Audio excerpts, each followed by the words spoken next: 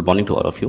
Recently, the private bill was introduced in the parliament to seek the diversity in the judicial appointment and also the Supreme Court regional benches. आइए जान लेते हैं कि क्या की proposal है in this particular bill. सबसे पहला है there should be the proportional representation of SC, ST, OBC, women's and minorities according to the proportion to the population in the appointment of the judges of the Supreme Court and the High Court. Second important proposal है that is a time bound executive action कि central government को 90 days के अंदर notify कर देना है जो भी क्लोजम सिस्टम ने रिकमेंडेशन दिया है। Okay, and also regional benches with a full jurisdiction. तो यहाँ ये भी डिमांड हो रही है there should be the regional benches of the Supreme Court in Chennai, New Delhi, Mumbai and Kolkata with the constitutional matter जो है वो रिजर्व रहेगा for the constitutional bench in Delhi.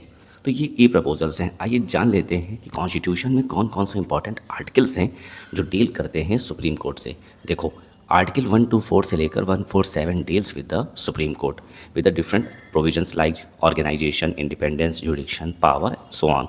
अच्छा, आर्टिकल 130 कहता है कि constitution declare Delhi as a seat of the Supreme Court. हालांकि यहाँ पे चीफ जस्टिस ऑफ इंडिया को ये अथॉरिटी दी गई है कि वो चाहे तो कोई दूसरी प्लेस भी सुप्रीम कोर्ट की सीट इस्टेब्लिश कर सकते हैं। हालांकि चीफ जस्टिस ऑफ इंडिया को प्रेसिडेंट साहब से अप्रूवल लेना पड़ेगा, लेकिन ये बात ध्यान रखना है कि ये जो प्रोविज़न है ये ऑप्शनल है, कोई कंपलसरी नहीं है। यानी कोई भी पर्टिकुलर जो कोर्ट है या कोई दूसरा पर्सन भी मतलब ना प्रेसिडेंट को ना चीफ जस्टिस ऑफ इंडिया को ऐसा ऑर्डर दे सकता है। तो होप अब समझ में आ गया होगा कि क्यों ये बिल इंट्रोड्यूस किया गया है, तभी प्रोविज़न को ये अमेंड किया जा सके। नाउ आर्टिकल 124 बात करता है establishment and the constitution of the Supreme court, जहाँ पर सुप्रीम कोर्ट होना चाहिए consist of the chief justice of India and the other जजेस ऑल्सो। यहाँ पे जो जजेस का अपॉइंटमेंट है वो प्रेसिडेंट साहब करेंगे आफ्टर कंसल्टेशन विद द जजेस of the Supreme court and the high court as may deem necessary. Okay, and also the consultation of chief justice of India is obligatory in the case of the appointment of the जजेस other than the chief justice of India. अब तो आपको पता ही होगा कि आजकल जो recommendation जो भेजता है जजेस के अपॉइंटमेंट के लिए वो कोलोजियम सिस्टम भेजता है। आइए देख लेते हैं कि कोलोजियम सिस्टम आया कहाँ से। तो ये कोलोजियम सिस्टम आया है 3 जजेस केस से। ओके, तो यहाँ पर ये जो कंसल्टेशन वर्ड है आर्टिकल 124 में उसी को इंटरप्रिटेट करा गया है इन 3 डिफरेंट केसेस। तो फर्स्ट जज केस में जो कंसल्टेशन का मतलब है कि यहाँ पे जो प्रेसिडेंट साहब कंसल्ट करेंगे वो प्रेसिडेंट पे बाइंडिंग नहीं रहेगा।